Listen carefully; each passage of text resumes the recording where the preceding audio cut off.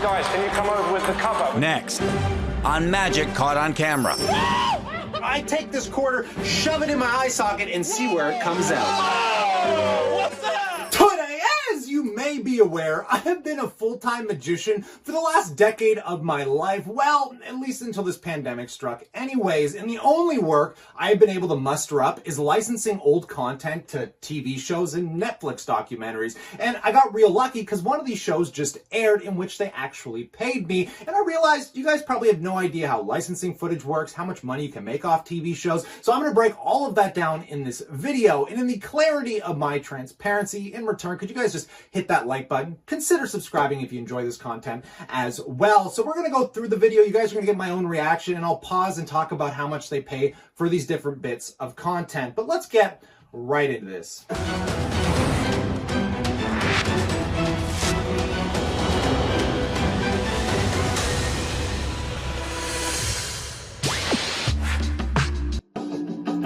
So in this photo here, it's quite funny. This was from a photo shoot when I was like 17 years old. I look so insanely young. And yes, I have been doing magic for longer than 10 years here, folks. And for this photo, I don't want to cross any lines with the agreements that I have. So I'm just going to ballpark this for you guys. And you'll be able to guess somewhere in between is what I got paid. But for these licenses for photos, you typically get paid $100 to $200. And this is in US dollars, by the way. But let's continue on, shall we? Ladies and gentlemen, my name's Kyle Livingston, professional illusionist, and today I'm going to show you a coin trick in the likes you've never seen before, but if you're easily grossed out, you may want to look away.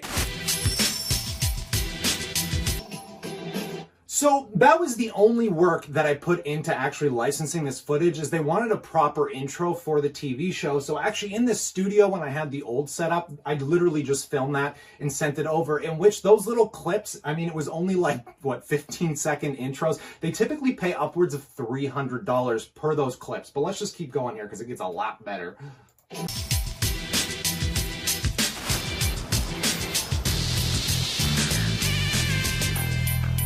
You're never gonna see anything like this again. Just watch. Puts it in his eye. Ah, do it. You won't. No, man. No, man. No, man. No, stop!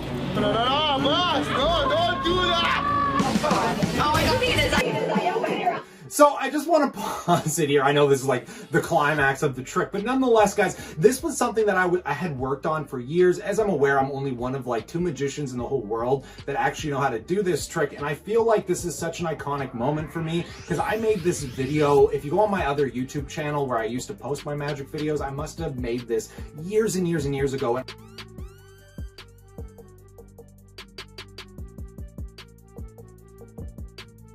When all these clips come from all around the world, Disneyland, some of those haunted places in Canada, like abandoned buildings, parties, like colleges. So I feel like it's like a collage of my hard work all coming together for this very moment. And it's very, I don't know, inspiring to me. I feel like it's just really awesome, and I'm really appreciative toward actually getting some recognition for all the hard work that I put into this trick. But let's just keep watching. Open your eye. Hold out your finger. Hold out your finger. Just say. Be careful. Can you feel that in there? I do feel that in there. That's up. Can you feel that? Yep.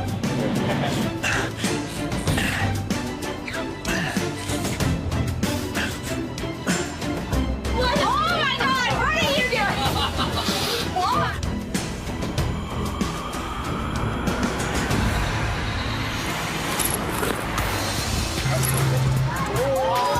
What the? That.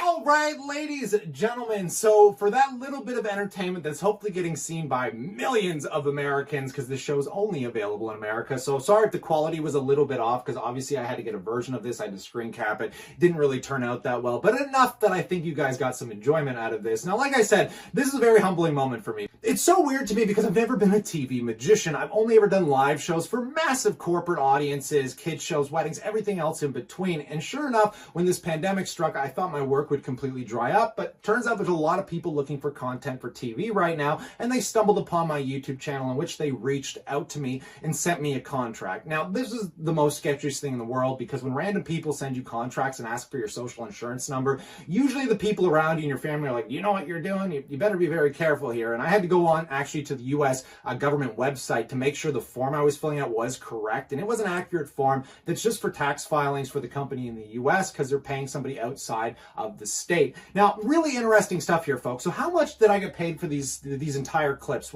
These were already mashed together in an episode that I made maybe like 5 or 6 years ago. And at the end of the day, again, not to cause any gray area here with the contract that I signed, but for these clips, and to give you guys like a ballpark range of how much I actually made, it was between $1,000 and $1,500 for literally making a 30-second intro and then just shipping this footage over and signing a contract, which to me is fairly passive income. Getting involved in TV is insanely hard because obviously you have to be in some form of a niche that gets you on these TV shows. And another reason that I've been avoiding these things so much is because once your content's out there, you can't really keep doing it. It's like, have you ever been to Vegas and you were fortunate enough to watch Copperfield or Chris Angel or somebody before this pandemic struck? You would have noticed most of the stuff you're watching you've never actually seen live before because magic just gets ruined if you've seen it once. It's almost like seeing a joke or hearing a punchline. Like you can't hear it 3 times in a row and laugh at it every single time. So that's been one of the main things keeping me away from this. And it's also been a big struggle as a YouTuber magician because I was glad that I switched over to the finance YouTube stuff because unfortunately, as you may remember, YouTube went through a plague where they were just wiping out all content that was basically promoting advertisements to kids. And most of the magic industry is for kids and families. And not only that, guys, more than like a dozen of my YouTube videos got removed because look at what I'm doing here. I mean, this stuff's brutal. I eat glass, I lay on glass, let people stand on my face. Like, I do some really weird stuff. What's going on, guys? You're here with me, Kyle Livingston, professional illusionist. And I'm Tori Travelt, and today we're messing around with glass.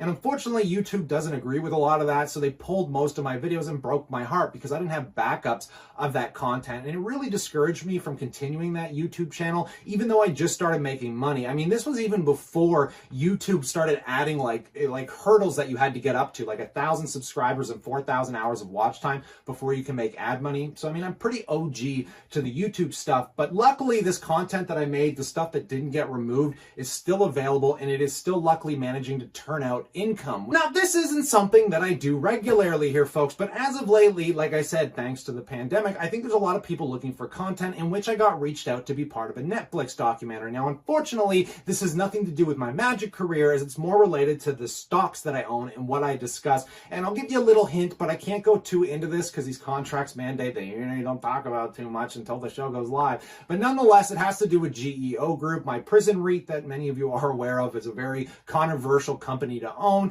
and they like some of the footage I had, so I've been trying to license that out, and hopefully if that ends up on Netflix, might be a bit of an awkward one because I'm a little bit more of a glass half full kind of a guy, so something tells me they're not going to be talking too positively about the prison system, but heck, I'm down huge on GEO Group by like 40%, so I figure, you know, if the stock never comes back and I can make some money off a Netflix special, I'm going to go down that route. So, I mean, I don't really care if it's a hit piece. I don't think it'll make me look that bad nonetheless, but I won't be sharing it here if it looks terrible. You have to find that one on your own here, folks. But nonetheless, this is some fascinating stuff, and I would love to know what you guys think about this in that comment section below. Did you enjoy it? Did you hate it? Is this something you want to see more of? And maybe I'll make more videos around this magic stuff and the money that I make. Now, I'm not getting residual income off this TV show, but if you guys would like to check it out, it is presented by the Travel Channel, and it's actually available on Amazon Prime to US viewers. And if you scroll down, this is the season 1 release in which my episode was aired in season 9. Nonetheless, really cool. And like I said, for this little bit of content to make $1,000 to $1,500, I'm not going to throw out real numbers there just because I don't know what my contract abides me from talking about.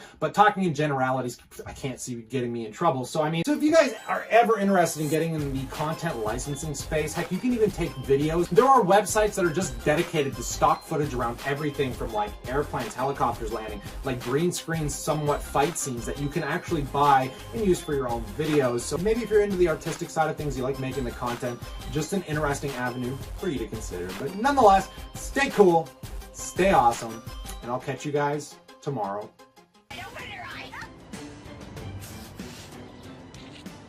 finger. Okay. Here, just say. Be careful.